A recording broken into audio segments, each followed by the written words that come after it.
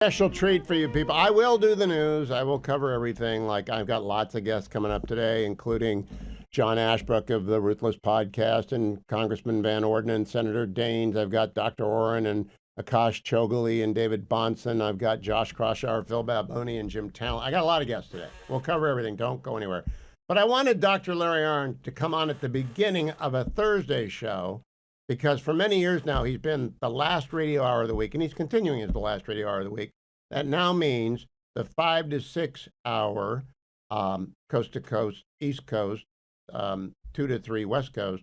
And so new people are finding Dr. Arnn. And I just want to make sure this hour knows about that hour tomorrow. Dr. Arnn, hello. Thank you for joining me early. What should people know about Hillsdale College and what we do every week? Hillsdale College was born before the Civil War and helped to save the Union in the Civil War. And it stands for High Learning, the Principles of America, Freedom, and Good Character. And we don't take any money from the government, nor want any.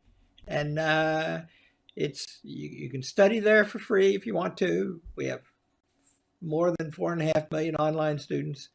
And it's a place of high and intense learning. And the kids work till they drop, and then we kick them up and make them work some more. Hillsdale.edu. And I want to make sure people understand, especially parents and kids who are driving home from school right now, and there are a lot of them. It's hard to get into Hillsdale. So I don't want to create any illusions that you're going to get into Hillsdale unless you have worked really hard and can prove it. But they don't count by race, and they don't count by gender. Now I wanted to make that clear, Dr. Arnn. Hillsdale's hard to get into, and it's getting harder, isn't it? Yeah, it is. I regret that in a way. Of course, the way you get in, by the way, is it's not hard to tell if somebody's smart enough to go to a difficult college. You know, a lot of people are. One of the things is, how bad do you want to? Because it's a lot of work, and it will change you if you do it. And you'll be obliged to sign the honor code and help everybody else learn too, be friends with everybody. And so there's it's a tight world that radiates all over the world. And so you can participate in it. Everybody can. You're invited. Now, the two things I want to cover are the courses that are available to the public at hillsdale.edu. And this is not an ad, by the way. I just asked Larry to do this. And tomorrow we're going to talk about the first 3 weeks of Donald Trump's domestic policy. And then the following week, we're going to talk about the first 4 weeks of Donald Trump's national security policy. And then we're going to start on My Early Life by Winston Churchill. A word about the Hillsdale Dialogues, which we've been doing for years as the last radio and now video hour of the week. Why do you do that with me, Dr. Arnn? I love doing it, but I got to be there anyway. I love doing it, but why do you do it? Well, there are two reasons. One is because you have been a nuisance in my life now for 40 years. And it was actually your idea. And I thought it was silly when you first said it. But then that comes to the second reason, and that is, of course, the reason we're friends is we both love to talk about these things. And you know, there's a claim in the classics that everybody loves to talk about these things. We're made to understand things like the things we talk about. And so it's a very fun thing to do. And it's, as I say, a nuisance and a great nuisance. A nuisance. And I may have had the idea, but I think the person who's responsible for it is named Penelope. I'm not sure about that, but I kind of suspect that she had something to do with this. But we do every book. We began, I think, with the book of Job. Then we did the Iliad and we've been doing this for years and years and years, and there's an unlimited number of things to talk about. But we have particularly spent our time on Churchill. And Dr. Arnn always objects when I call him the equal of any Churchill scholar on the planet, but it's true. Why do we spend so much time on Churchill and Lincoln? Well, Churchill is I've spent a lot of time on Churchill myself, but Churchill is, a phenomenon. A great statesman, writes Aristotle, is the way you can learn to make practical choices.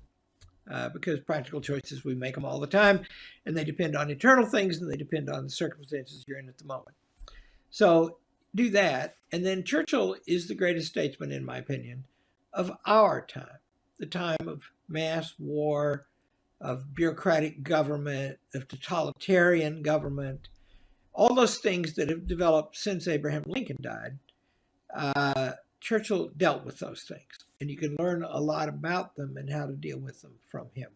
And so it's And very in the valuable. dialogues, we talk about them as opposed to you're listening to lectures. I do want to recommend to everyone, if you go to hillsdale.edu, my favorite course is the one that Dr. Arnn taught on the totalitarian novels. Use that as an example, Dr. Arnn. There's the framing, there's the founding, there's the progressive era. There are lots of courses over there. Talk about that one. Well, that one is, they're chilling. So if you read book 5, the last 3 chapters of book 5 of Aristotle's Politics, uh, he describes how tyrannies survive. Tyranny is the worst form of government. It's the rule of one person in his own interest. And the way they survive, writes Aristotle, because people don't like it and they're always looking for a way to get rid of it, is they have to demean us. They have to prevent us being friends with each other. They have to prevent high thoughts. They don't like God. They have to make us lower beings so we can submit. Well, then that's there, and that's very chilling. But now comes along modern science, and we get tyranny armed with modern science. The word for it is totalitarianism. And there are these great novels that describe what that's like, and it's the most evil conceivable human organization. 1984 is the starkest of them, that novel. Darkness at Noon is a dialogue of some Bolsheviks, the guys who made the Soviet Union. Brave New World is about a scientific, familyless, simply despotized but pleasure-driven society. And then there's That Hideous Strength by C.S. Lewis. And those are all great novels, and they're around the same theme. What can people harness modern science to demean and diminish and despotize each other? And that can go very far. And That's why, if anyone is listening for the first time to Dr. Arnn, because we've hit your sweet spot, and it's when you're on Salem News Channel or you're listening to one of my radio affiliates, and you've never heard us talking before because this is your sweet spots when you're tuned in, do go to hillsdale.edu and go find the free course on the totalitarian novels because it's fabulous. Dr. Arnn, tomorrow we're going to do in depth in the 3rd hour on Friday's show, the Trumpian start on domestic side, the next week, the national security. Give us a teaser. What are your first thoughts on Donald Trump's first 3 weeks? Well, in America, and since 1930, we have implemented a new kind of government grafted onto the old kind. We have been a house divided, and the old kind is constitutional rule, and the new kind is the administrative state or the bureaucracy. This is the most intense fight over which is to prevail, and it's going to be a fierce fight, and it's being launched and prosecuted by somebody who's very determined. And so it's a very hopeful thing, and it's a wonderful thing to watch and try to understand, because we're all citizens. We should try to take part in it. So yeah, it's early days, right? And I'm not as quick as Donald Trump to use superlatives, but if we sort this out, it will be like the achievement of the Revolutionary War and the Civil War generations. It's been almost 10 years since Donald Trump came down the escalator in 2015. And I've told everyone, I want to at least stay around to the end of the story, which is in 47 months. I have no idea where we're going to end up. But you like to say fundamental things are afoot. You still say that? Yeah. Oh, yeah. And and the point is, they're the daily headlines right now. And C.S. Lewis writes, you don't know how strong something is until you push against it. Well, now we're pushing against this thing, and we are going to find out how strong it is. And my own view is this whole administrative bureaucratic apparatus is driving our country to bankruptcy and also failing to defend us and interfering with our lives. It doesn't work. It's got to be beatable. And so we're going to find out. More on that tomorrow. In the meantime, my introduction. Thank you, Dr. Arnn, for the special teaser for tomorrow. Last hour tomorrow will be a longer discussion about domestic policy. The Hillsdale Dialogue is every Friday in the last hour of the program and has been for years. They're all collected at Hugh for Hillsdale.com. But go over to hillsdale.edu, sign up for Imprimis, their monthly speech digest. I think 7 million copies of that go out, 4 million online students. Do not waste your time. You haven't got a lot of time. Do not waste your time. Invest your time in being smarter and better. And Hillsdale will help you do that at hillsdale.edu. I had the great honor in my life to interview Buzz Aldrin, and I got to interview Alan Shepard, two men who walked on the moon. I never got to interview Neil Armstrong. But now I get to interview the Neil Armstrong of new media. John Ashbrook joins us. John is one of the fellows at Comfortably Smug.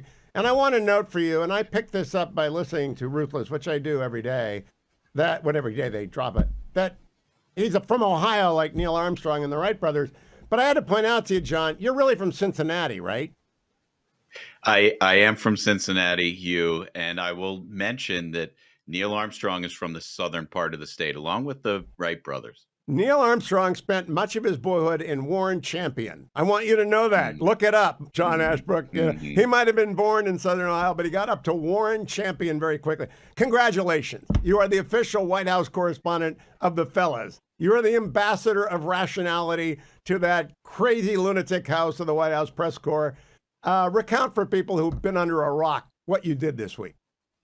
So, first of all, Hugh, thank you very much. I am the White House correspondent for the Ruthless Variety program, but I also feel in a way, I'm the White House correspondent for the Hugh Hewitt show because growing up listening to talk radio, I listened to you and I learned so much about radio and so much about the media and the way things ought to work from your show. And when I walked into that White House briefing room last Friday, it was a big surprise to all of the media who was in there. They kept it secret. The White House kept it secret up until about 2 minutes before I walked in.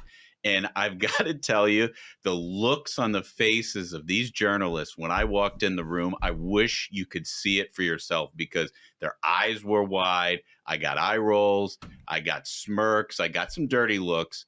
But I also got a ton of texts from these people who were sitting and they're like, oh, this isn't happening. You're really not coming in here and asking a question. And fortunately, they did let me ask a question. I asked about the border and I asked about deporting illegals and the media saying that these illegals were not criminals.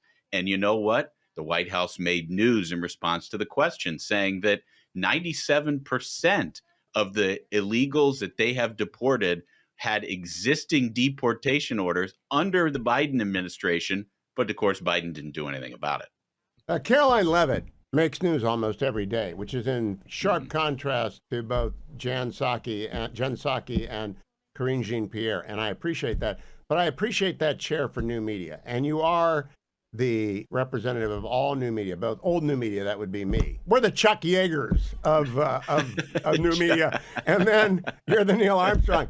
That went over a lot of people's heads right there, but we'll let it go. John, I want to recommend to everyone that they listen to the Ruthless podcast after you came back and the fellows and you talked about this. Now, give me the real scoop. How did they decide you and not Duncan and not Smug? I mean, if Smug had gone in, there would have been an implosion. The earth would have opened up and they'd gone, or Josh Holmes, who shows up on special. How did they pick you? So here's the real scoop. Michael Duncan applied to be the guy in the room that day, and they called him Thursday night. And Michael said, "I'm headed out of town Friday. I can't do it." So Michael called me and said, hey, they're giving us an opportunity to go over there and ask a question. And I, within minutes, was on the phone with the White House guys and they explained the whole process. And I think, there are 10,000 people who applied for this thing, Hugh. There are a lot of really good podcasters and new media people out there who have huge audiences, but a lot of them are located in Florida and Texas, California, all over the country. And I think one of the reasons why we were first is because our studio is just 2 blocks from the White House. They knew we'd be able to get there on a short notice, which is, Thursday to Friday afternoon. So grateful to just have an opportunity to provide, or ask a question. And so grateful that this White House and this administration and this president are actively working to make sure that the legacy media isn't the only media who's represented asking questions. And I really get the sense, Hugh, that there is a lot more of this to come. They understand. Yeah, but I want to make you're saying Michael Duncan is the Apollo 13 of new media. Yeah, right. Maybe he'll get the He had to- movie. Yeah, He might get the movie. he had yeah, he had to go. So somebody, listen, when he goes out of town, I go to work. And I got to what- tell you as well, Dwayne applied. Dwayne has now got Oh, Dwayne's good. I World. can't wait for and Dwayne so to get in there. You nudged him aside. You pushed it. He's mad at you. You like shoved all the other new media people. Oh, I'm cheering him on. I'm not mad at You know, all. I think this you- is grand. You nudged all those people out. Now I got to ask. I want people to listen to Ruthless because the reason they invited you, you're good at this. You guys are pros. I have one of you on at least every week, and that's because I'm trying to get the word out about Ruthless.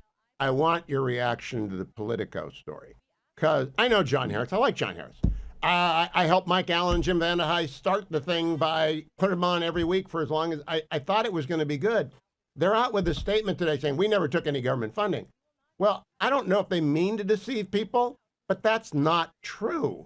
When they got all those subscriptions, it's like redecorating your office the first day you walk into an agency. You don't do that. You don't buy a $12,000 set of drapes or you will get called on it. Right. And they are getting called on it. And you know as well as I do that their publication is full of stories where they characterize someone as taking money from the government as a subsidy. And maybe they aren't as specific in that description as they could have otherwise been. But if you're writing that, then somebody is going to say the same thing about you when you're selling these subscriptions to the government at $10,000, $20,000 a pop. And the question is, should the government be spending that much money on expensive subscriptions? And should the government be spending that much money on all of these things that we've learned about with USAID, whether it's like the transgender comic books in South America or huge programs that nobody really understands? And I think one of the great things about this White House is they're not afraid to ask the questions. For so long, we've just been forced to accept the generally, accept all assumptions. You're not allowed to ask questions. Stop asking because that's already been settled. Well, they're questioning assumptions in this White House. It's one of the things that the best things about Caroline Leavitt, to be honest with you, she gives full answers to everything that's asked of her. She's not like sidestepping questions. She is unconflicted about what it is she's going to say. And it's reflected, down from what the president does on a day-to-day basis. This guy our speaks friend Dennis declarative. Prager likes to say clarity before agreement. And she's very clear, the president. John, I want to close with this thought. I hope, Chairman Watley was on your program before the election. And I hope you guys from Ruthless put the application in to host the second Republican presidential primary debate in 2028. First one will go to Fox. But now I think, since you're the Neil Armstrong of new media, the Ruthless podcast ought to host the second presidential debate if you got your application in. That'd be one small step. I really got to tell you, that'd be great. That'd be great. We got to put it in. You got to call them up right now. We're putting it in early. We want to be ahead of everyone. John Ashbrook of Ohio, even though it's Cincinnati and even though he's a Bengals fan, congratulations into journalism history. The Pulitzer is next. If you wanted one, but you probably don't want one. Say hello to the fellas for me. Everybody out there, go like and subscribe. Ruthless Podcast. Every single episode, you'll get smarter, not dumber.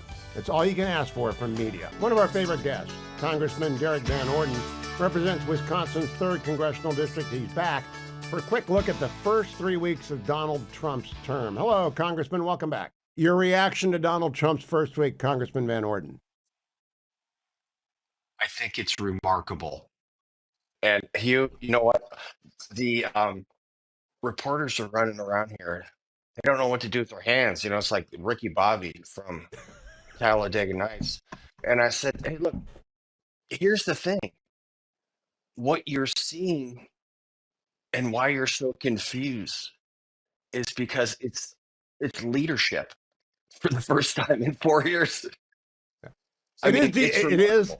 It is leadership. He is very direct. Carolyn Leavitt is very direct. Everyone's very direct. Senator Rubio, now Secretary Rubio, said, I'm not going to South Africa. They're doing bad thing. Everyone's very direct. We're just not used to that, Congressman, but I think it's great. Yes, Hugh, listen, it's time for truth telling. It's time to project peace through strength. And you need to understand that the Biden administration was a disaster. So we're working so hard to get us back on track. And it's going to take bold, strong, direct leadership. Now, And that's Congressman, you what we're had a doing up here. retreat, and President Trump came to the retreat. Do you think the House GOP will pass a budget that the Senate will accept? We are on track to make sure that our reconciliation package is going to get done on time. Are you And going to go if as the far Senate and as chooses fast not, as... I interrupted you, say sorry. again? I want to know if you think you can go as far and as fast as Donald Trump is going. I don't think anybody can go as far and fast as Donald Trump, man. That guy's a machine. You know what I mean? That's an unfair proposition, Hugh. What we're going to do is we're going to move forward boldly. We're going to get it right the first time. I'm in complete concurrence with Donald Trump saying we should have one bill, one big, beautiful bill, just to make sure that we get it done on time so that the American people can have any appreciable economic effect sooner rather than later. And I think one of the biggest mistakes that they did in 2016 after Donald Trump was elected is they took way too long to get this stuff done, and the American people didn't see it until a month before the midterm elections, and then they lost the House. Congressman Van And Orden, that only I'd gave like Donald you, Trump 2 years. if you Sorry, go ahead. can, I'd like you to stay for a second segment because we didn't get much time, and I want to expand You on bet. this conversation because, like Donald Trump, Derek Van Orden tells you what he thinks. He tells it to you directly and with clarity. He sits on ag, transportation, I think Veterans Affairs as well. Congressman, you're a national security guy, and there are a lot of lifts that have to go into this budget and reconciliation bill. Can we afford everything we need to do? Yes, we can, Hugh. And I'm on HASC also now, so I do intelligence and special operations and strategic platforms. So in fact, there is enough money. It just has to be spent wisely. We have so many of these legacy programs that simply don't work anymore, and we're spending billions and billions of dollars. We're just essentially throwing them into a garbage can. So what we need to do is really focus on the requirements that the Department of Defense has in order to protect our country and our allies. So yeah, we got to understand that the Doge caucus here in Congress. I have the Department of Defense and the Veterans Affairs portfolio.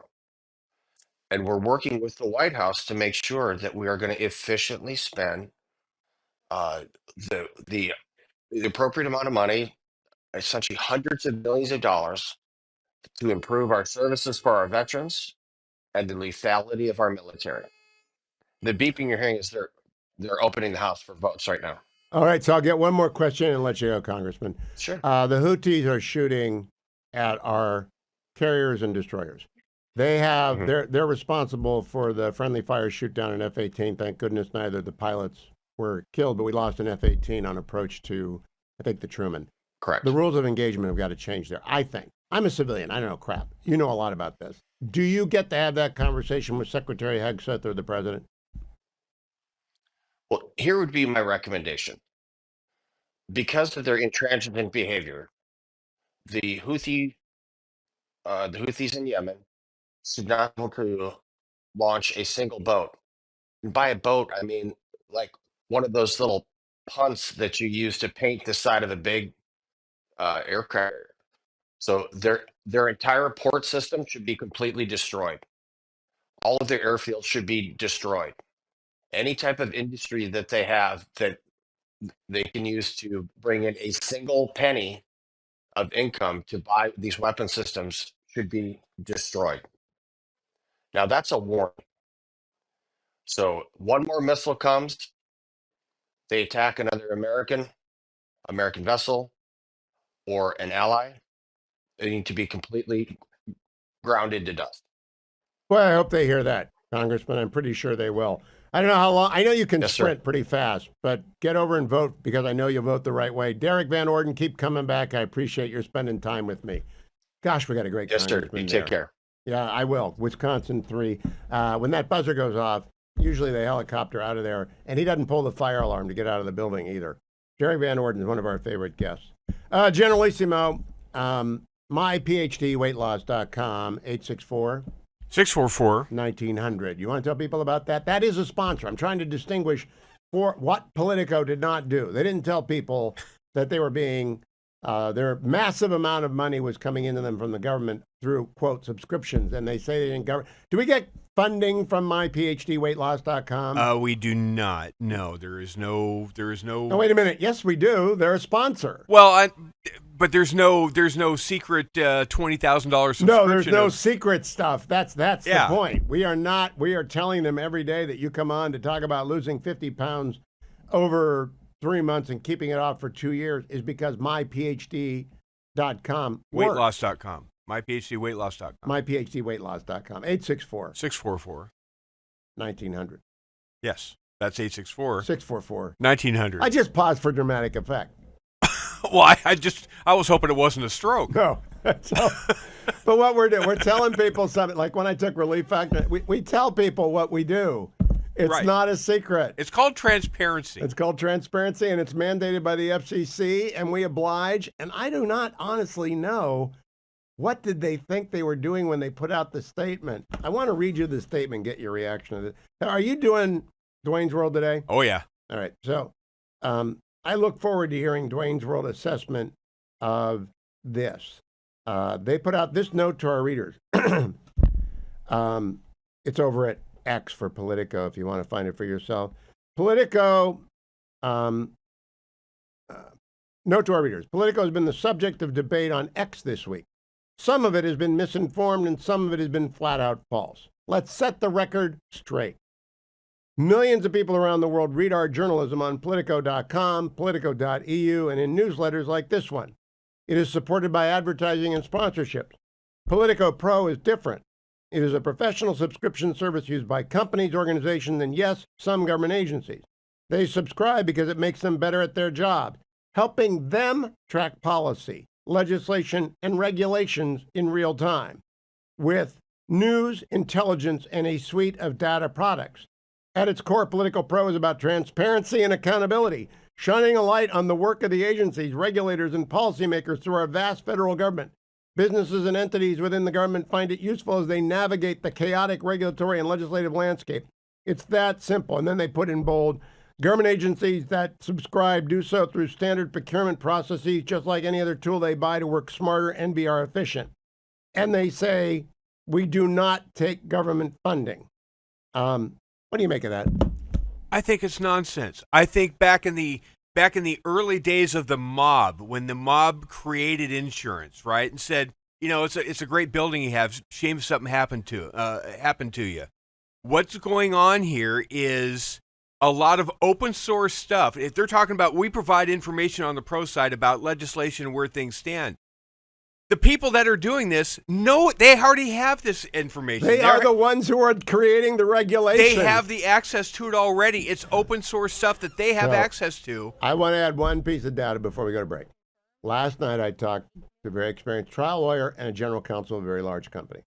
I asked them, do you guys think the price for Politico Pro is outrageous? And they both said, absolutely nothing. You could stack every newsletter and BNA subscription and trade publication that we get, and it wouldn't cost $12,000 a year. Ladies and gentlemen, they should not have done this.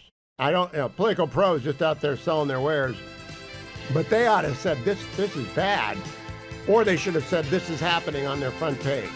Governments do not spend money that way. And believe me, the analogy is perfect.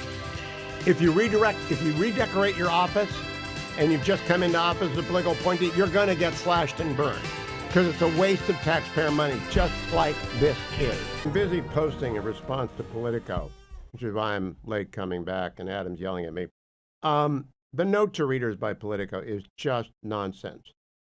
They are taking federal tax money for a product that is a luxury item that simply astonishes most Americans. The exact analogy is a new political appointee walking in at SES level 3, they're the general counsel at OPM, I was that, and saying, I need $10,000 to redecorate my office. I do a lot of important business in here, and I want my visitors to absolutely be certain that I'm up to date. And we need a new computer that's got the latest wizardry. I need this, I need that. And spending your money, which we don't have.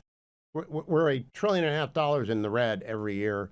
We have a $36 trillion deficit. Politico. John Harris, been a guest on the show many times. He should have told me, he should have told you, he should have told the world that we are taking X dollars. I think the number is 8 million last year, but I'm not sure. The estimates go as high as 35 million. I'm not sure. We'll wait to get, I don't want to say they took more than they did. I just want to make sure it is funding. He said, this is not funding. This is a transaction. That's funding. All right. If the federal government says, we would like to sponsor the Hugh Hewitt show, and we're going to give you $1,000 a month, would you please say nice things about our agency? I might take the money and I might not. I review every ad that we embed into the show. I review every ad that I read. I have complete authority over saying yes or no. Politico ought to have looked at this and said, this is very bad. We should write a story, since we have the exclusive data on how many people are subscribing to Politico Pro. A last point. They say it's a very valuable tool. It's a gossip sheet, and it's a suite of data. What in the world's a suite of data? Don't use this new tech team on me. A suite of data, go jump in a lake. It's absolutely not a suite of data. It's gossip and birthdays. It's, there's a regulation they're working on. They don't know. They can't know. It's illegal to know in notice and comment regulation what the agencies are saying. And if you believe someone that says they know, you ought to get taken out of the job that you're in. There are rules in the Federal Register. There are proposed rules. Comments come in. Then they publish the proposed final rule. You get 30 days to respond in the first case, maybe 60, sometimes 90. Sometimes they revoke a rule. Sometimes they amend a rulemaking. It's all in the Administrative Procedures Act, which passed in the 1940s. The government is vast. Nobody needs Politico Pro. It did not exist 20 years ago. It's a scam. All right? It's a scam. It's a good business, but it's a business that's selling air for your balloons. All right? It's just helium. Don't buy this. The fact that they had a chance to apologize and they absolutely did. Joined by Dr. Michael Oren, former Israeli ambassador to the United States, eminent historian of all things in the Middle East. And it's your historian hat I'd like to talk to. Where do we find you today, Dr. Oren? In snowy New Jersey. Okay. Good. I'm sorry that it's snowing on you. I'm in sunny California. Dr. Oren, your historian hat. Donald Trump's, we want to take an ownership interest in Gaza.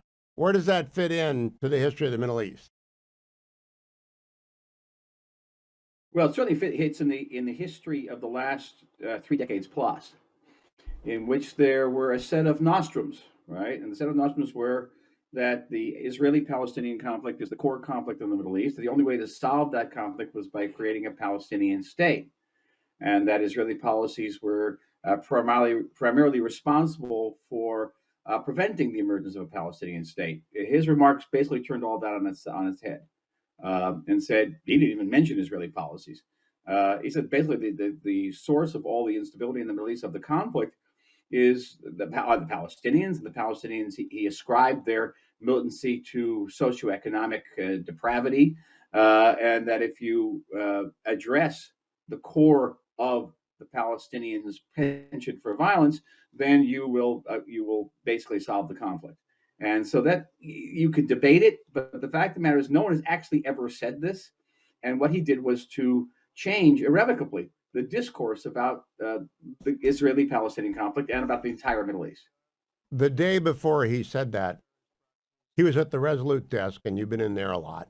And he said, here's my desk, here's a pen. This is Israel, and the desk is the Middle East. I thought that was kind of a brilliant bit of explanation. What did you think of it? Yeah, it was pretty good too. But I must say, it's not easy for some of us in the commentary seats to say that we were wrong. I assess that that President Trump's position on Israel and the Middle East would be very similar to that of his first term in office. in which he actually came out against annexation. He promoted a peace plan, which was basically a two-state solution plan. He expressed a strong interest in negotiating with Iran, and I thought he would be very less beholden maybe to his evangelical base, less concerned with electoral issues, and could come down very hard on Israel. And it turned out, and I wasn't the only one thinking this, because what we're basing it empirically on what we observed in the first term of Donald Trump 45. Turned out to be completely wrong, very different. He said things during that press conference that I'd never heard him say before, and I helped host him when he visited Israel, where he said that Israel and the United States together would usher in a new age of peace and security in the Middle East. And I thought that was an extraordinary remark. Now, Ambassador Warren, earlier this week, John Podhoretz, your friend and mine, said on a commentary podcast that the billion-dollar arms deal proves that Jake Sullivan, Tony Blinken, Kamala Harris, and Joe Biden were lying to us about the idea that only 2,000-pound bombs had been paused. What is your understanding of what they did and what Trump is doing differently now? Well, what Trump is doing differently now is obviously he's lifted all the delays, but I knew that it was more than it was a lot more than the 2,000-pound bombs, because I had visited Washington several times, and I had talked with Congress members who were involved in that issue, and they literally told me, A, B, C, D, what was being delayed, including some very vital munitions indeed. And it wasn't true about the delay of just 2,000-pound bombs. So what do we make of the last administration's veracity? Not all governments have to play, touch and go with veracity. It's not the first time the governments have spoken less of the truth, but I think that's not the major issue. The major issue would be this: why did the previous administration view this conflict as a crisis to be managed rather than a war to be won? Here you had an opportunity. You had a country that is unequivocally pro-American, a country where the percentage of the population that was willing to pick up a gun and go out and fight was significantly greater than the percentage of Americans who fought in all of World War II, and fighting against an enemy that was categorically opposed to everything our two countries hold sacred. Why wouldn't you say to yourself, the goal of this war is not to contain it, not to end it, not to get a ceasefire, but the goal of the war is to win the war? And that, to me, is the big question. That's one that we will never get an answer to. Maybe when Jake Sullivan writes a memoir when his public days are over, or Tony Blinken's maybe they'll write something and be honest with us. I'll wait and I'll read it. I read John Kerry's. I might be the only person in America that read John Kerry's memoir. We'll find out. Let me ask you about the war. The ceasefire, we get more prisoners released in 2 days, I pray. And then we have, I think, one more release after that, maybe two, and then allegedly phase two. What is your assessment of phase two yielding more hostages being released? Well, let's understand what's going to happen here. Hamas will give up the hostages. If you ask me whether Hamas is going to give up all the hostages, I'll say no. They're going to keep some, for quote unquote, a rainy day. They'll say, we don't know where they are. They're not, hey, we don't have them. Then we'll find out. They'll leak out later that they actually do have them. They'll keep them for security purposes. And if we follow through this whole program, basically Hamas will retake the Gaza Strip. Now, I've been on in the media nonstop since the president's remarks the other night, and everyone's saying how outlandish, and there's no way of implementing it. Indeed, it's very, very hard to implement what he's talking about. But there is nothing nothing more outlandish about the president's vision for Gaza than any other vision out there, because the previous administration was very keen on getting the Palestinian Authority into Gaza, and that is why that there was a vacuum created, and then Hamas would fill the vacuum. And everyone seemed to forget that in 2005, the United States sent a major military mission to train the Palestinian Authority, the Dayton mission, train them. And in 2007, the Palestinian Authority stood up to Hamas for about 3 days before 600 of their policemen were thrown off the rooftops of Gaza by Hamas. All right. What makes anybody thinks the Palestinian Authority is in better situation today than it was 20 years ago to hold off Hamas? You put PA in there, they'll be dead in 24 hours. They'll be dead in 24 hours. Now, Ambassador Douglas Murray. Really? Douglas Murray wrote in the New York Post this week, it would be lovely to talk about after the war, but first you have to win the war. And the war is not won. Do you agree with that?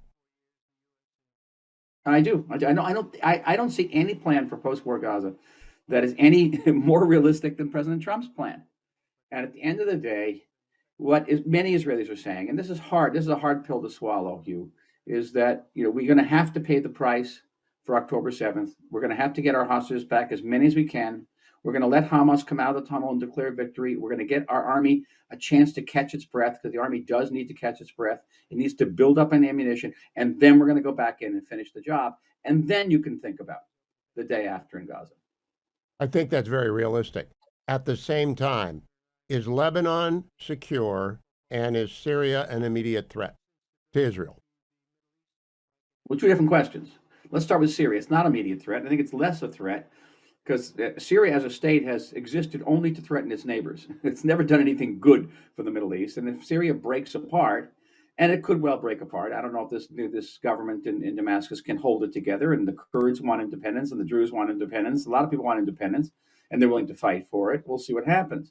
So Syria is a much less of a threat to Israel. Lebanon, again, it's roughly analogous to sticking the PA in Gaza. What you did was take the Lebanese army and stick them in southern Lebanon. And there's no way the Lebanese army is going to stand up to Hezbollah. There's no way.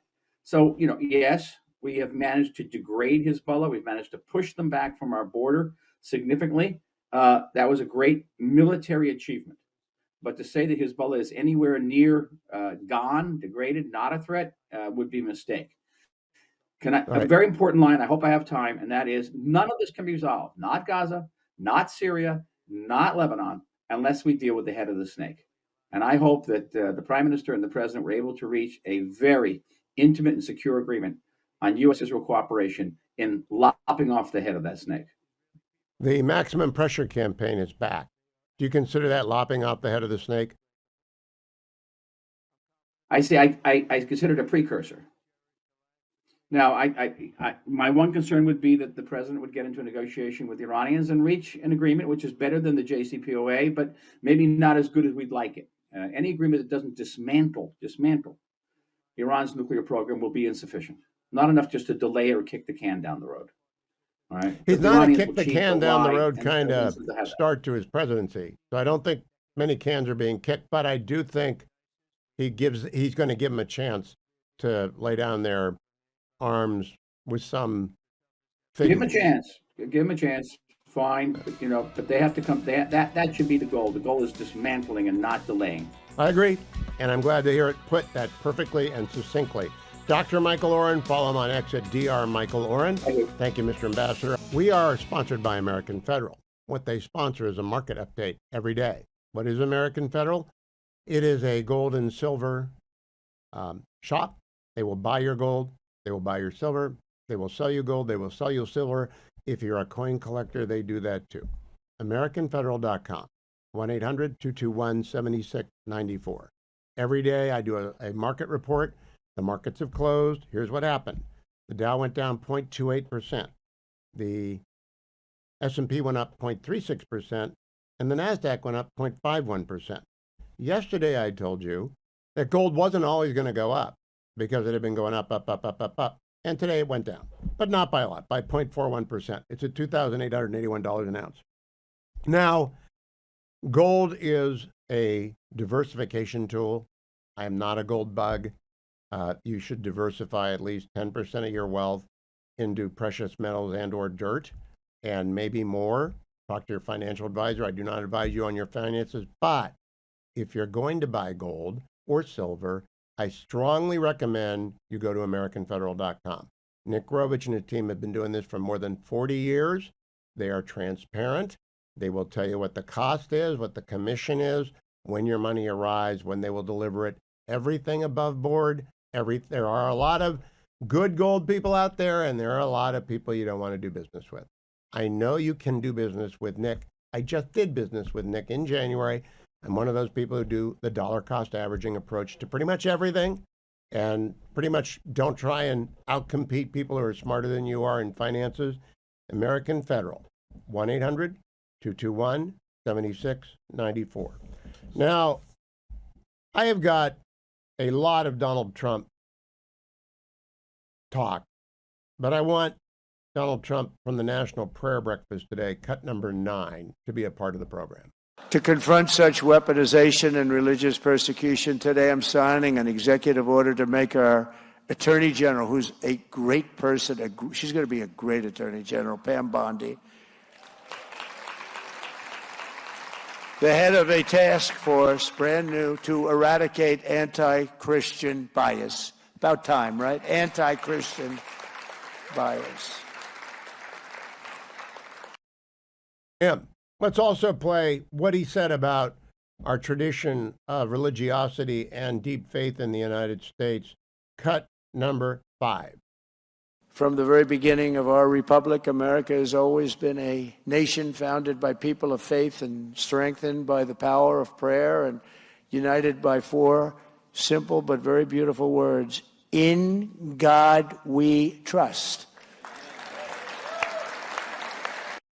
He went on to say, cut number 6.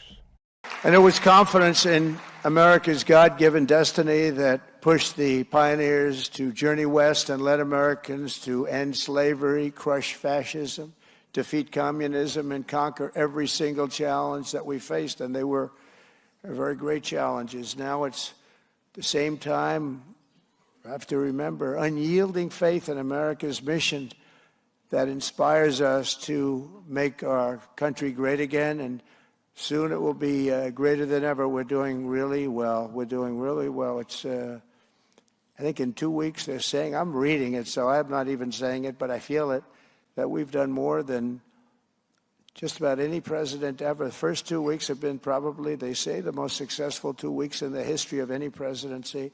Now all we have to do is keep it going for another couple of 100 weeks. Right. It's been very successful. A grand total of 48 months, one of which is almost done, so he has 47 more months. I hope he keeps up this pace. One more cut from the prayer breakfast, cut number 2. In that same hall, we also find the statue of the great Roger Williams, who founded the state of Rhode Island, named its capital city Providence, and built the first Baptist church in America. It's Williams that we have to thank for making religious liberty part of the bedrock of American life. And today we must protect the fundamental freedom with absolute devotion. We must stand strong, just like generations of Americans have done on the battlefields all around the world. Feet away from the magnificent rotunda, another statue watches over visitors to the Capitol.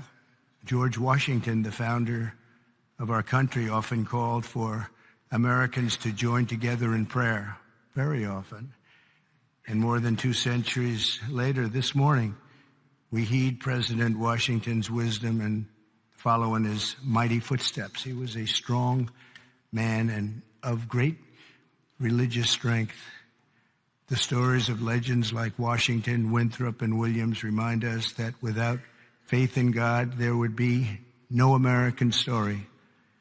Every citizen should be proud of this exceptional heritage. We have an unbelievable heritage, and we have Thank to you, use Mr. that. President. I teach con law.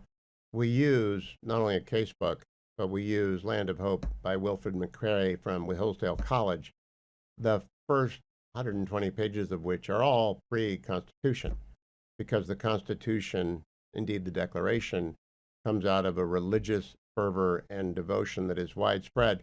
Although it is absolutely true, Thomas Paine, who wrote Common Sense, was an atheist. Ben Franklin had a rather eclectic set of religious beliefs. James Madison came out of Princeton and was himself quite a devout Christian. George Washington, it's very difficult to say what he believed. He believed certainly that a religious people was necessary for a free country to survive. John Adams, very traditional, but some people were not. And Thomas Jefferson, at best, a deist, and with a blind spot on slavery that is as big as the continent was large that he took over. But it's a foundation of religious belief and of religious liberty. Congress shall make no law respecting an establishment of religion or prohibiting the free exercise thereof. First line of the First Amendment. Now, that doesn't mean it's the First Amendment. It wasn't the first thing on their mind. There were 12 amendments that were sent out in 1789. The first two were not approved. So it was the Third Amendment.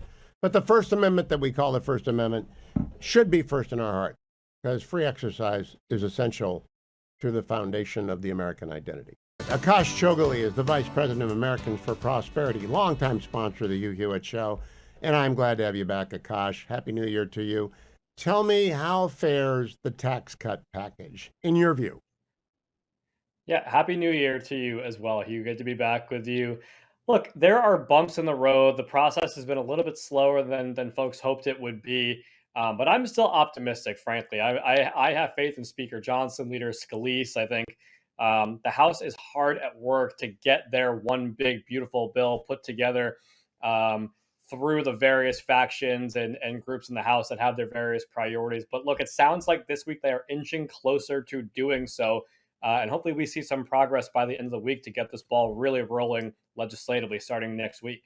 Did you learn that from Politico Pro, or is that just from working the Hill yourself, Akash? It's both. Look, we've gotten insights from some of the meetings the speaker hosted the other night, these evenings this week where the committees have been talking to each other. These aren't sort of like open season things that reporters are tuned in on. But look, we have good relationships at AFP throughout the House Republican Conference, the Republican leadership, and on the Senate side too as well.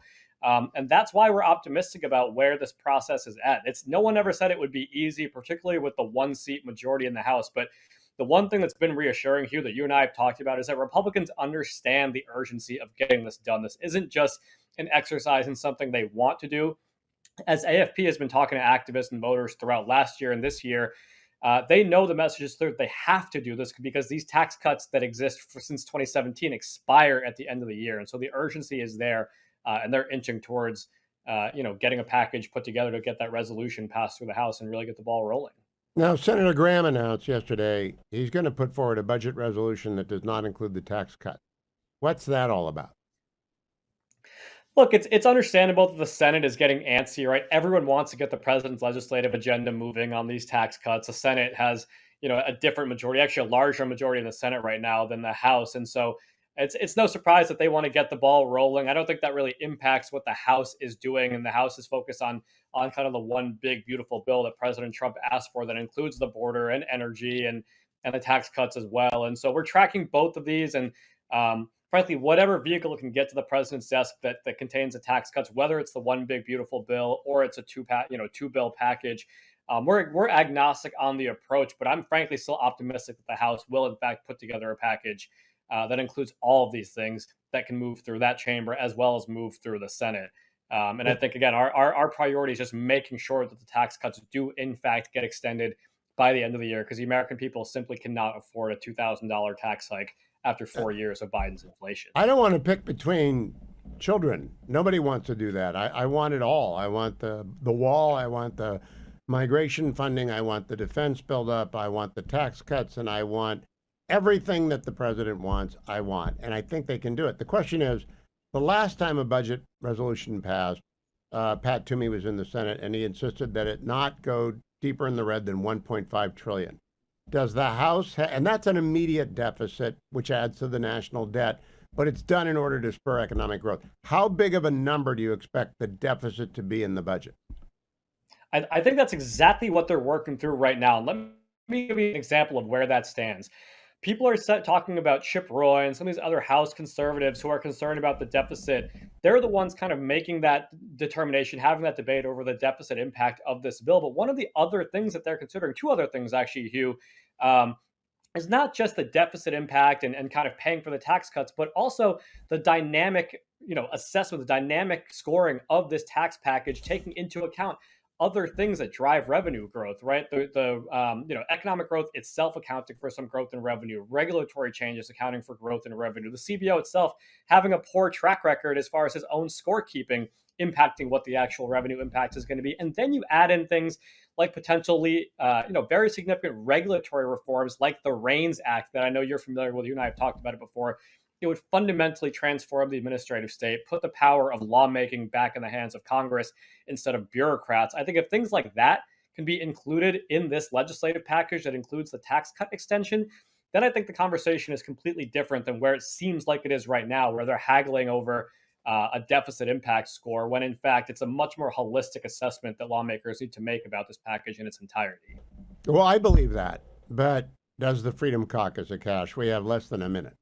I mean, have you Yeah, gone and made? I actually think they do. Hugh, I think they're operating in good faith for the most part, and I think they want to get this across the finish line. They know it's a priority for the American people and for President Trump, and I think that's why I'm optimistic that because they're operating in good faith with leadership and other members of the House Republican Conference, that they are going to come to an agreement that works for all portions of the party.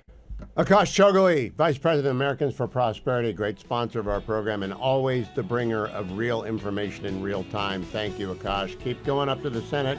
Keep going up to the House, preaching one big, beautiful bill, two bills. I'm an agnostic as well. We got to get the tax cuts extended and the defense buildup going.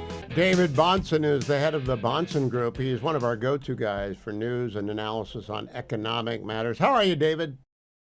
I'm doing great, Hugh. How are you? Good. I talked to Larry Arnn, president of Hillsdale College, at the start of the show, and I asked him, what do you think about tariffs? And he said, I've thought about this for many years, and the natural law does not speak to me on tariffs. He said Abraham Lincoln, George Washington, Alexander Hamilton, they were in favor of tariffs.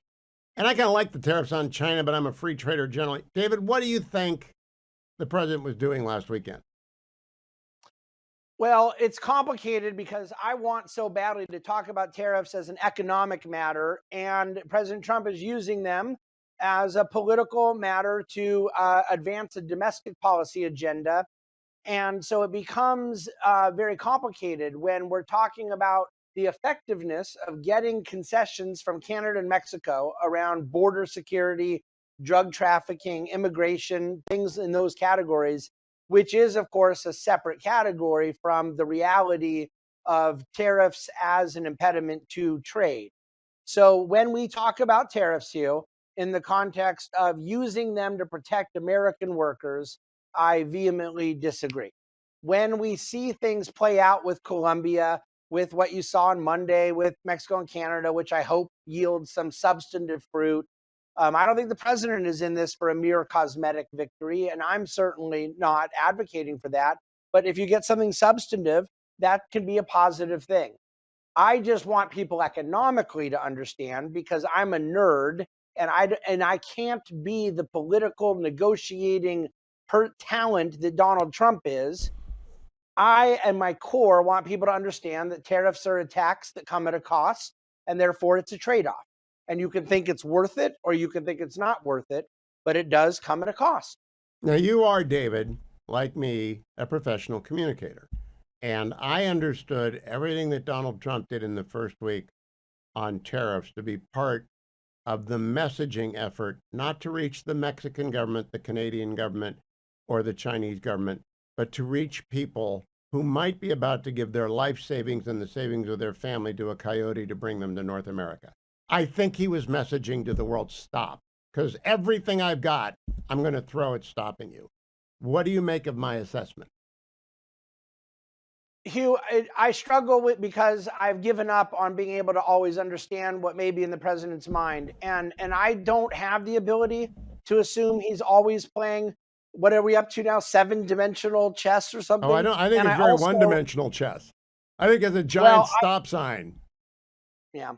Look, I agree with you that he is laser focused on border security. Hugh, my own personal opinion is that we're going to get a lot of his domestic policy agenda done as it pertains to the border, and I'm going to be very happy about it, and you're going to be happy about it. I do not believe that that requires us to say things like tariffs can replace the income tax, or that we're getting ripped off in a trade deal with Canada. But if it's all messaging and it's all negotiating, I have given up on trying to criticize his messaging. He's better at it than I am, and I humbly acknowledge that. Okay, I do too. In fact, I wrote a column for Fox News today that I like your tone, David. A lot of people who hate tariffs adopt the terms of psychiatric disorder to describe Donald Trump, and then I turn them off because they're not serious. Your tone is, I don't like tariffs. I hope he's doing messaging and not tariffs. I want to know about the EU. The EU, I'm going to talk with Philip Alboni, who does the Global Post. They want to regulate AI. They want to screw up our leading edge technology sector vis-a-vis China. What do you think we should do with the EU, which is all about regulation and ruining us? See, Hugh, this is where I want to be very clear about category distinction. Who is the we? I don't believe that American companies necessarily need the White House negotiating the terms of those engagements. So, to the extent the European Union wants to put cumbersome and burdensome regulation on American companies, I think the American companies should refuse to play ball or should do their own risk reward calculations. I think they have the knowledge and they have the incentives to determine what makes the most sense for their particular enterprise. And I do not believe that the White House, regardless of who might be president, would have that. The European Union is trying to regulate businesses to the tune of their own economic growth suffering for decades, while our economic growth has flourished, particularly in these categories, whether it be semiconductors, technology, digitization, and I'm sure AI belongs in that list. They are behind in all these elements, and the biggest victims of their regulatory apparatus are their own member countries. I agree with all that, but I want to go back to the issue at hand. Laissez-faire approach to this would allow the American company to duel with the EU bureaucrats. That might, A, cost them market share, B, penalize Europeans, and C, set back the market capitalization and growth that we need to maintain our lead over China.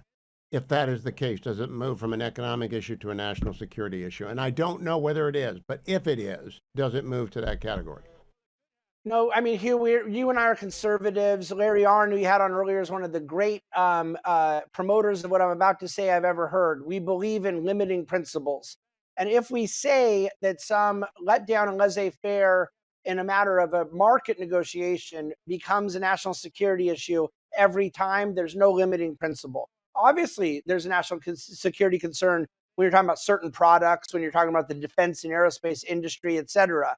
So I'm not being hardline about this, but I do want there to be a high bar where we think that the White House can negotiate a deal for Intel better than Intel can, or whatever. I'm using them as a random example. They don't seem to be very good at negotiating their own deals, by the way. But that's a market comment. That's a market comment, not a political comment, right? Hugh, I don't think that the market capitalization of American companies goes down if they negotiate their own deals with the European Union.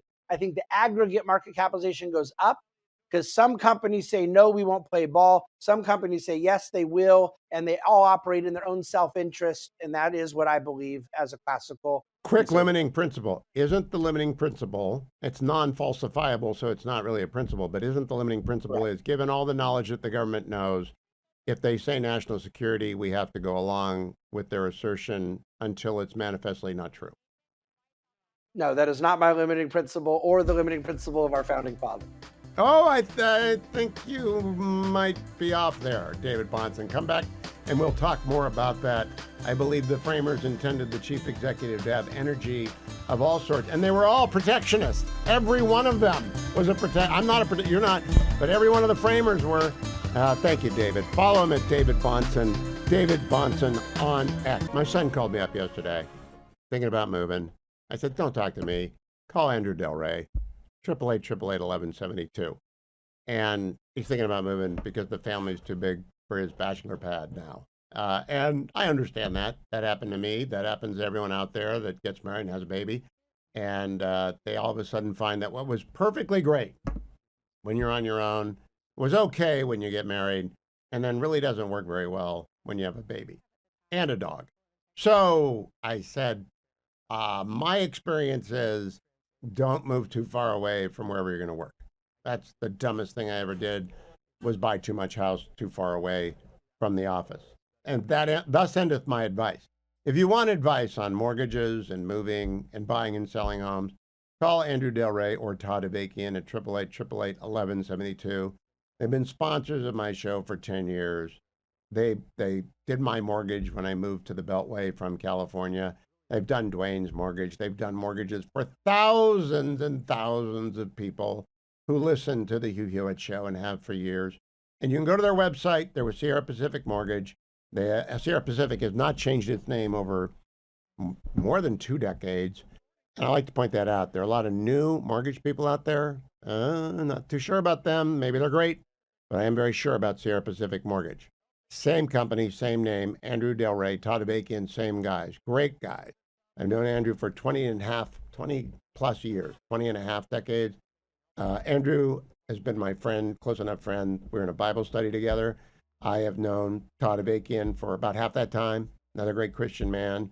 888-1172. Trust who you deal with. That's one of my mantras, trust who you deal with.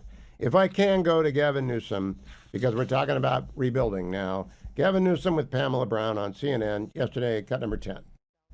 You can't rebuild the same. So we have to rebuild with science. We have to build with climate reality in mind. We have to look at infrastructure, redundancy, systems, ingress, egress as it relates to emergency management and planning. I like Gavin. I mean, I would never vote for him. I like him. We have a fun email exchange where he teases that he'll come on the show, and then he comes on. We, if he's talking about the government, is fine. We, if he's talking about home builders, is not fine. We have nothing to do with them. They are property owners in a state where they are often interfered with as they go about rebuilding their property. That was the camel's nose under the tent. We have to rebuild in a way consistent with climate change. I don't know what that means. I have no idea what that means. Neither does he. Neither do the people at the LA Fire Department. Neither does Karen Bass, of all people. Nobody knows what you cannot mandate. You're going to build with cement blocks because they don't burn down and it's going to get hot. You can't do that. And he just gut punched everybody whose home is in ashes. And the response should be, no, you don't get to tell us that we can't build what we had. Exactly the same if we want to do that. You don't get to do that. Israel has been front and center most of the week. There are other issues, of course, but President Trump's comments on Gaza created the most news. I'm pleased to welcome the editor of Jewish Insider, Josh Kraushaar, to tell me what he thought about that in the aftermath. Hello, Josh. Hugh, good to be with you on such a busy news week. Momentous week in every which way. I have talked to Hivret Gur. I've talked to Michael Oren. They're both Israelis. What does Josh Kraushaar think, and what does American Jewry think? Well, as to what American Jewry thinks, you have three Jews, four or five different opinions. There's a lot of reaction, and it's not all the same. Look, my reaction is that you kind of take Trump seriously, not literally. We all know that the Palestinian populace that lives in Gaza is radicalized. There's a reason why Egypt and Jordan don't want to take them in as refugees. They've been refugees for generations. That's sort of like this permanent status. And we've sort of, been relying on this fiction that there's a real opportunity for a Palestinian state when, the neighboring countries don't even want to take in their population because they worry about the radicalization and the extremism they're in. So we've been living this fiction about a two-state solution, which there's no way that's happening in the near future. Anyone on the left and the right in Israel will tell you that. But Trump sort of added this sort of, as he often does, he totally goes in an entirely different direction and talks about, cleaning the place up and moving the population to different countries and rebuilding the whole land, which is on, it's a prime piece of real estate, as he put it. That's not going to happen. What I think Michael Oren wrote about, and I think what he's sort of alluding to, and a lot of Israelis have said in the days since, is that he sort of changed up the formulation and how the Arab allies in the region are viewing the situation, and Hamas cannot stay in Gaza, even though that's where things could lead after the next couple of phases of this hostage deal. And I think there's going to be more incentive perhaps for the Saudis, for the UAE, for some of the Arab allies in the region to think of different ways in which there can be a logical way of dealing with Gaza Strip in a secure way that doesn't leave Hamas in place. Now, Josh, I think he broke the glass and pulled the alarm about what the situation in Gaza will be in a year if the war isn't successfully completed. Hamas lose the hostages released, which is, I don't know how you avoid widespread dire conditions for 2 million people unless Hamas gets out of there. And I don't think Israel should be blamed for that. Hamas committed an atrocity and began a war, and now they're hiding in tunnels with hostages. So the president, I think he was saying, they can't stay there, right? Well, there are a lot of illusions that people have. I mean, one thing that you learn covering the Middle East, as I have, as running Jewish Insider for the last 2 years, is there are a lot of fictions. There's a lot of conventional wisdom that no one believes in, but we kind of spout out these shibboleths.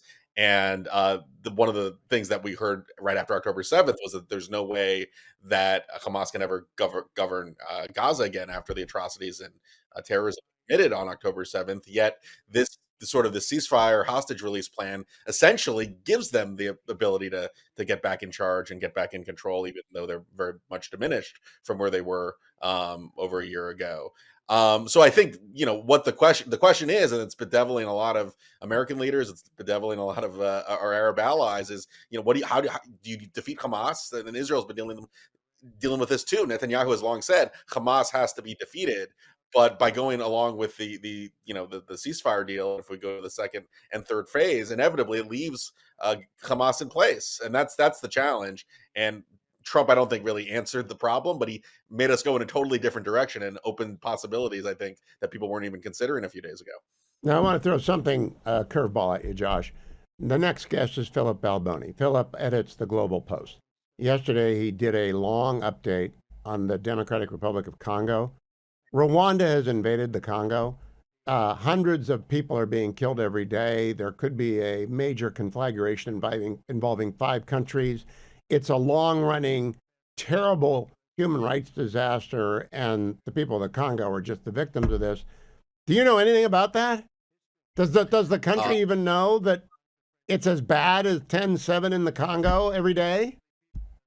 Yeah, I mean, I'm not surprised, but no, I'm not familiar with all the details of what's going on in Africa. And look, that when people look at it, the double standard by which people hold Israel to, and all the atrocities taking place around the world, I mean, it can be obscene.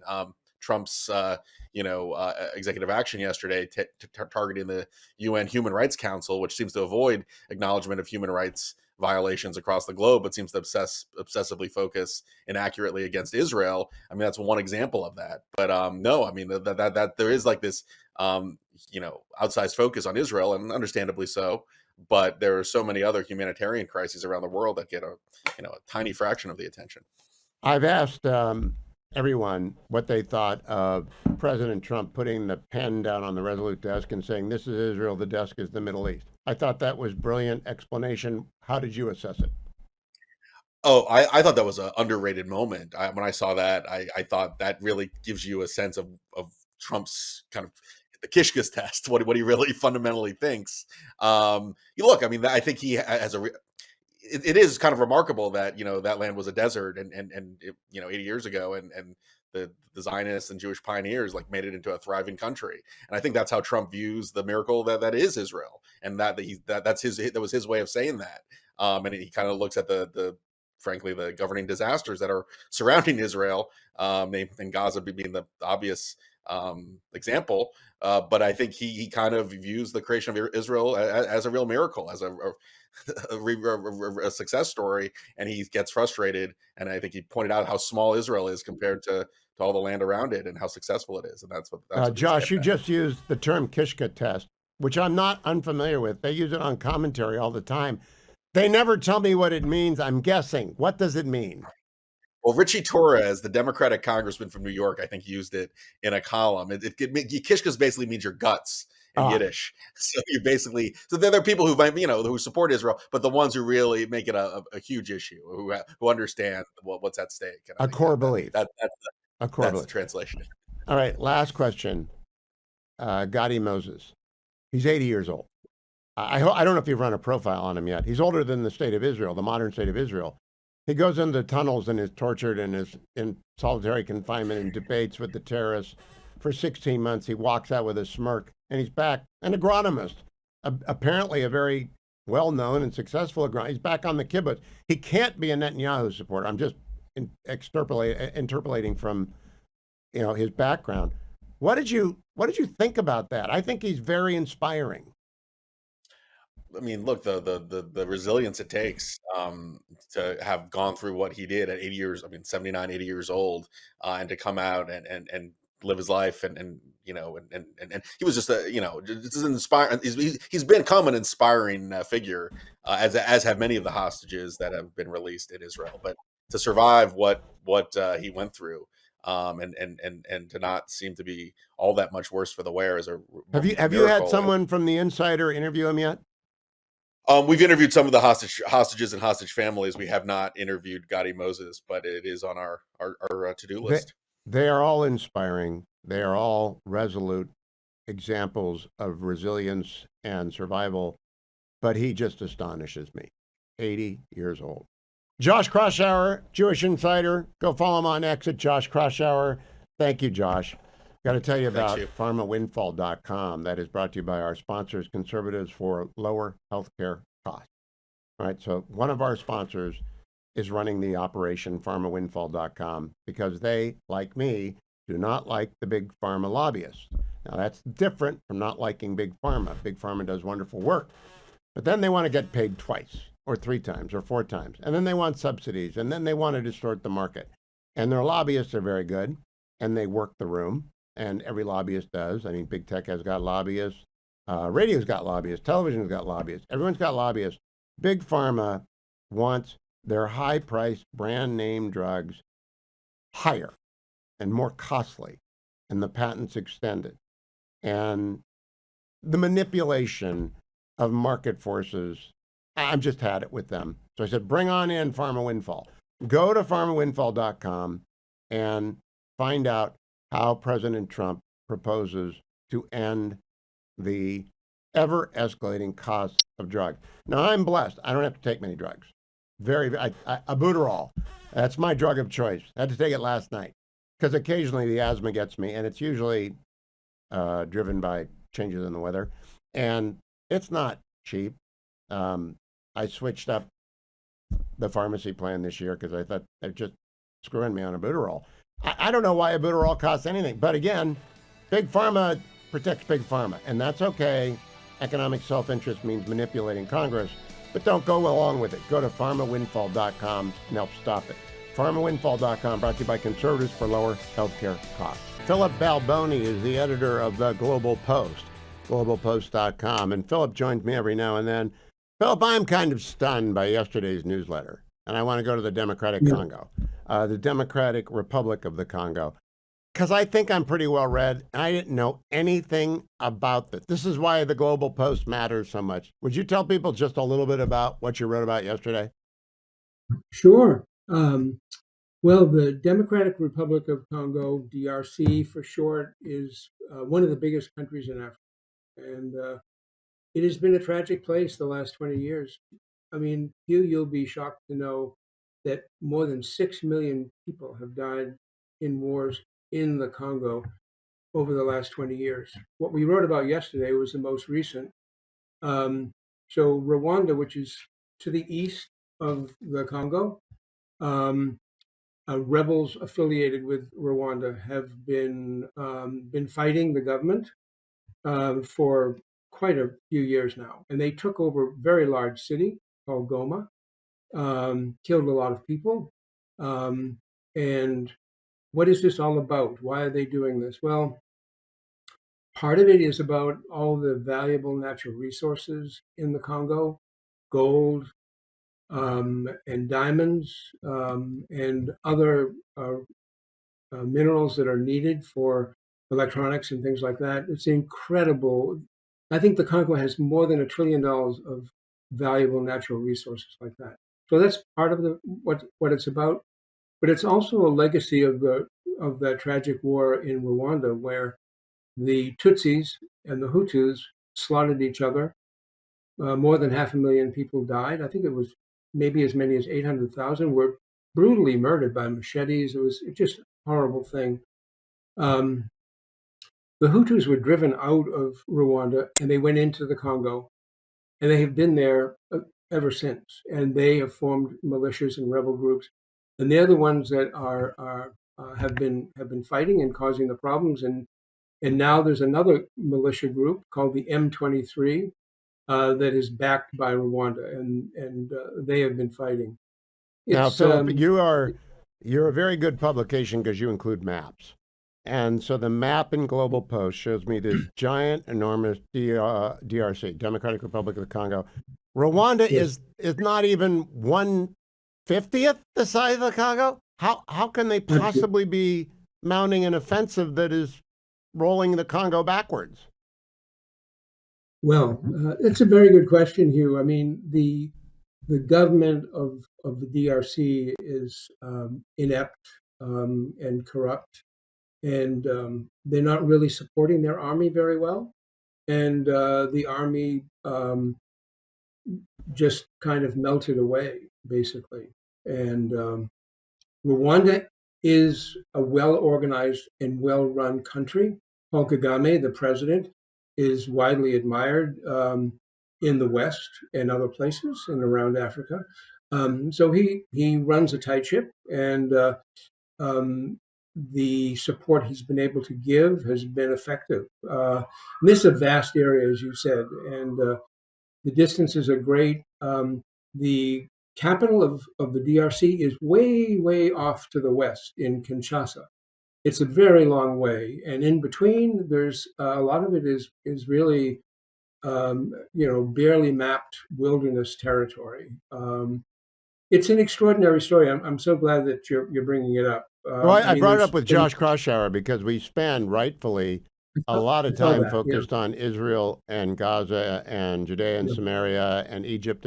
We spend a lot of time because it's important to Americans. Then I read my Global Post newsletter, and I don't know anything about. I know about the genocide in 1994.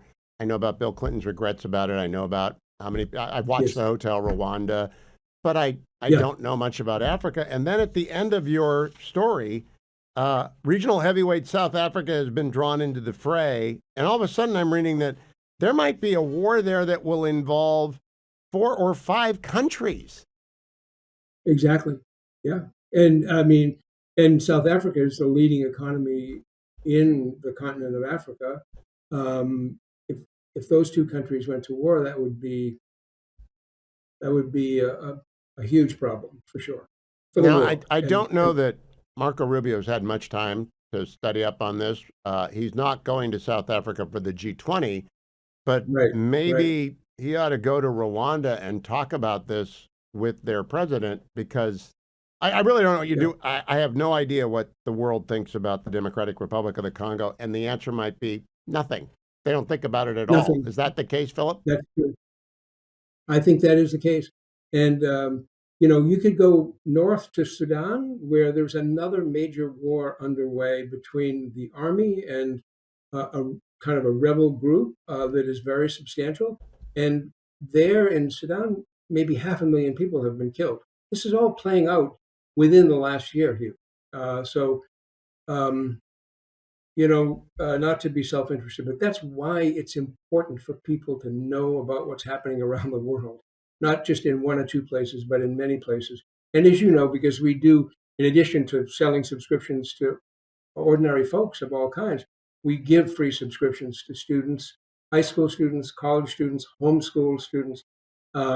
It's one of the most important things we do to help young people know the world better. And it's entirely free. It's very easy to sign up on our website. And and that's what I want to stress, globalpost.com. Philip has been doing a monthly segment with me for a couple of years now. And we always do a story that's current. And I love it because they give the Global Post away. You have to subscribe to it if you're a grown up like me. And that's fine. I'm happy to pay for it because it really does summarize everything I need to know about. I just didn't know anything about this. And I'm supposed to be a smart guy. And I just think every high school teacher in America ought to be distributing this or reading it with their students every day, not just AP, though certainly AP, and college students. And if you're really a citizen of the world, I'm not saying America doesn't come first, but my goodness, I knew about Belgium, and that's covered in the New York Times. I just don't think any Americans have any idea about this, Philip, and I think it's a public service. Let's go over it again. Globalpost.com, independent, nonpartisan, and fair. And if you're a student or a teacher, free. Thank you, Hugh. Thank you. Well, it's always good to see you. I want to emphasize, go and subscribe. If you want to be a smart person, pay the price. It's not Politico Pro. He's not charging you a ridiculous amount of money. The I am editors not. that work at Global Post are very, very good, and it's very, very concise, and the maps make it sing. But if you're a high school teacher and you're driving home right now and you've got students that you want to make smart about the world, have them go to globalpost.com, find the toolbar, find the student teacher. It is absolutely free. They're not a sponsor. They're just a friend of the show. Philip is a longtime friend of the show, and we're going to keep doing this. And stories like this just make me reel at the amount of stuff we don't know about and the lack of knowledge about Africa, primarily in the world. There are small stories as well, like the Nigerian men who actually murdered someone because they thought she was a witch, and they're going to go to jail, and the Belgian government, stuff like that. But boy, this DRC story in Rwanda, did not see that coming. Globalpost.com. That's called a tease. The tease, because I have got in my hand, if you're That's watching called on larceny. video, a list. I have a list in my hand of the 10 dumbest things of the week. Now, I've been working very hard to put this together for Dwayne's World. I'm the producer of the Dwayne's World show, Dwayne.world, or you can get it at wherever podcasts are available. And Lilacs usually comes on today, and we tape it. And Dwayne's going to sit in for me today on Dwayne's World. And I've worked very hard on this list, and it's incomplete, though. I have to go and amend it because Generalissimo, I don't know, do you follow KTLA on X? I like Alex Michelson. Well, no, he's- KTLA he's just posted. Students from Santa Monica High School join groups across Southern California as they walked out of schools in protest of President Trump's immigration policies. As the protest continues, concerns are growing about fake ICE agents reported locally. So, But that's not a dumb thing that's said. well, those two things don't go together. They're protesting President Trump's real ICE agents. Meanwhile, there are fake ICE agents growing. Yes. And so that's a pretty dumb ex post. It's a pretty dumb ex post, yeah. So But- I would amend my list I'm going to give you and suggest. Well, that's not going to go on. Actually, since you spoiled my number one. I didn't do anything with your number one. I didn't tell anyone what it was. Yes, you did. I did not. You played the bump in for I it. did not play. I did not do anything. No. You played the bump in for it. Lilacs isn't listening right now, maybe. He's probably taking a nap. Yeah. And so. So I've already, I had a backup number one. I actually have a backup number one. What is this number one? It's. I'm not going to use it. I now. know, but what is the story then? It is Well, first, why don't you tell people about the bit I came up with? I'd like to tell you about the bit you came up with, but you didn't come up with it. I saw Dwayne do a nice thing for someone today. I said he's going to ruin his reputation in the company. I was only doing it to speed up the process. We were trapped. I was reeling backward. Don't let anyone know that you're nice. We could have been there all day. Hey, don't let We only anyone have know a that you're 4-minute nice. break. Anyway, tell people about the bit I came up with. You didn't come up with the bit. About a month ago, I wrote this was when the first confirmation hearings were going on for Trump's nominees a week before Trump became president. They were holding the Senate confirmation hearing. And Democrats, one after another, were just saying the most ridiculously absurd, dumb things. You mean like Politico Pro saying this isn't funding? That kind of stuff. But I mean, just stuff they said to Pam Bondi, or stuff they said to Doug Burgum, and Mazie Hirono asking if you've had any. Gotta land the plane in 2 minutes. Okay, so I wrote a column at Hot Air. The top is that behind the paywall? No, this was all public. The top 10 dumb things said on Tuesday, and there was plenty. I get to Wednesday, more hearings, and I had another 10. So I wrote up another one. I did 3 in a row for top 10 dumb things Tuesday, Wednesday, and Thursday.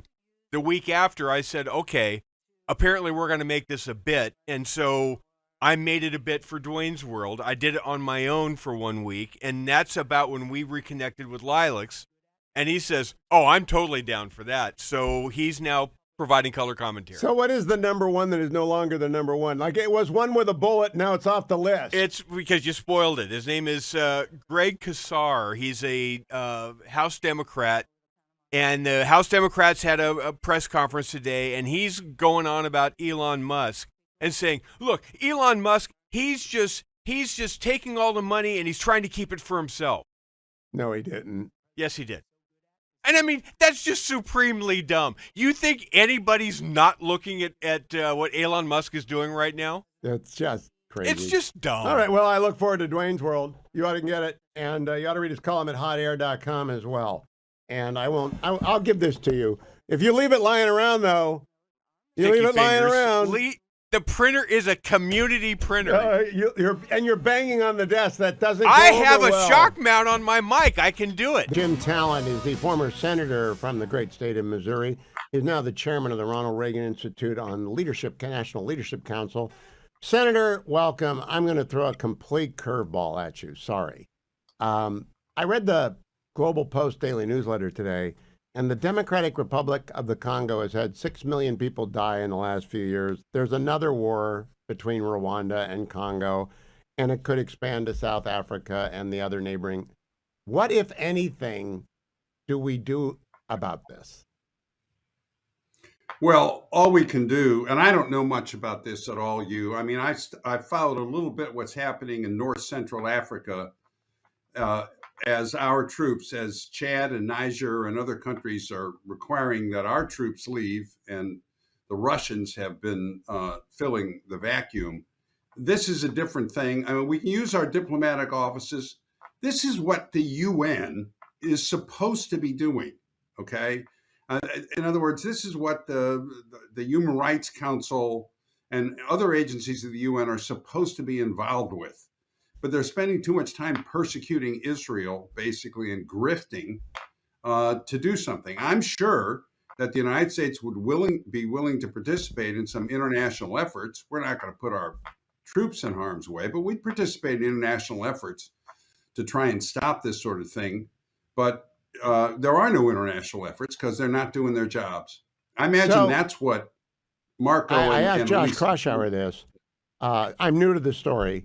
It's the Democratic Republic of the Congo is enormous, and Rwanda is tiny. It's probably not even a 50th of the size of the Democratic Republic of Congo. But Philip Balboni told me that the DRC is basically ungoverned. It's basically a mass wilderness with lots of trillions of dollars of strategic minerals, which the Rwandans want, and the Congolese can't defend, and the Hutus have retreated to. I wonder, why do we pay so much attention to Israel and Gaza and no attention? I know why we pay attention. They're our best ally. They're the equal of any ally in the world. But why no attention at all from media on the Congo? Well, from the media, that's your province more than mine. In terms of our government, well, we naturally pay attention to those regions of the world where America's security and vital interests are most clearly at stake, which is generally Eurasia and the Middle East, and that's for strategic and economic reasons. And so, you hate to, from a humanitarian point of view, you would never say it doesn't matter, but from a foreign policy point of view, I mean, there's only so much you can do. Let me read you this paragraph. More than 100 armed groups operate in the Democratic Republic of the Congo, vying for control of the East, which holds vast mineral deposits worth $24 trillion, such as lithium, rare earth minerals, and others that are critical to the world's tech gadgets.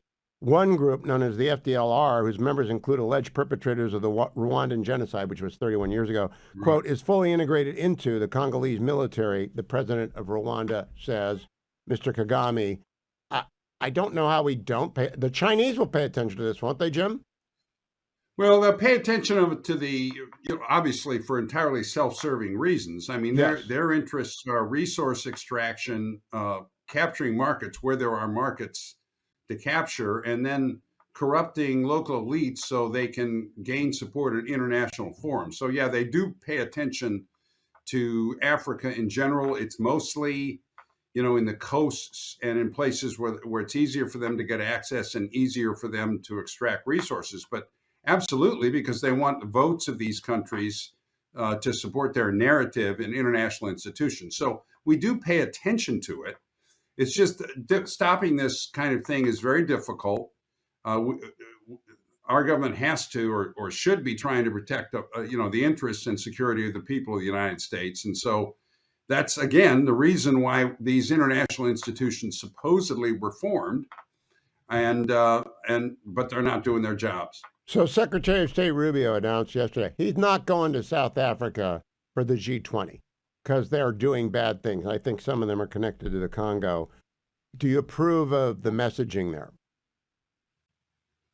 Well, I certainly approve of sending the message that we're very concerned about what's happening in South Africa.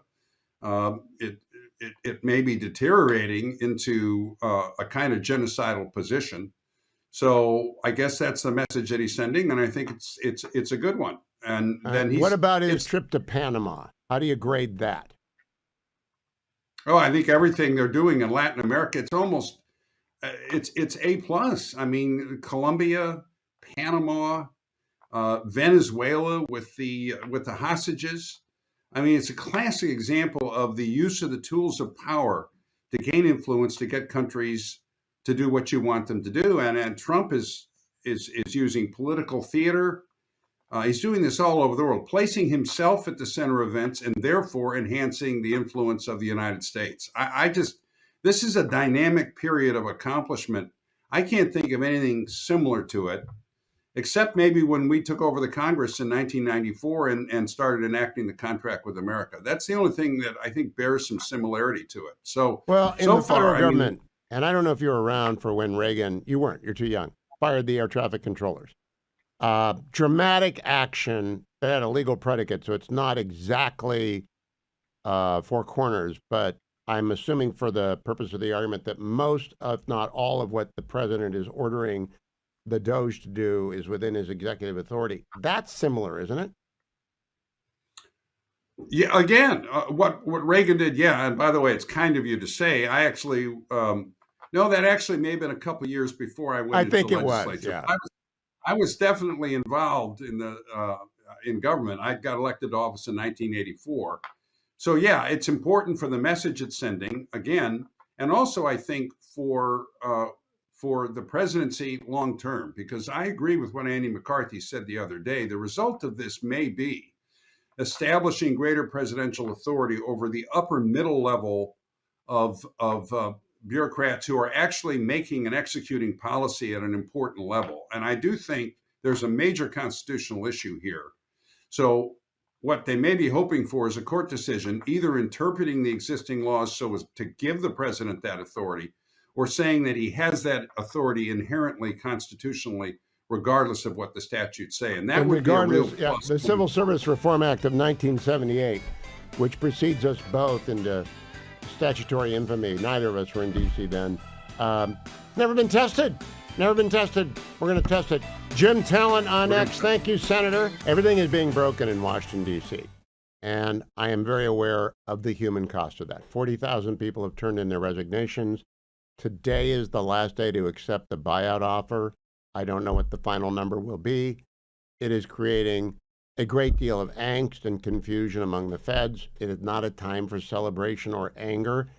It is simply a time for recognition that there is no more money and the government has to shrink because we have a $36 trillion debt, not deficit, and a deficit of over $1 trillion every year. Now, I've had line authority since 1985. Line authority is the ability to hire and fire. I got my first line authority in 1985. I've never not had line authority since. I can remember every single person I had to lay off or fire because it's a horrible thing to have to do, and it's very hard on people to have sudden jolt.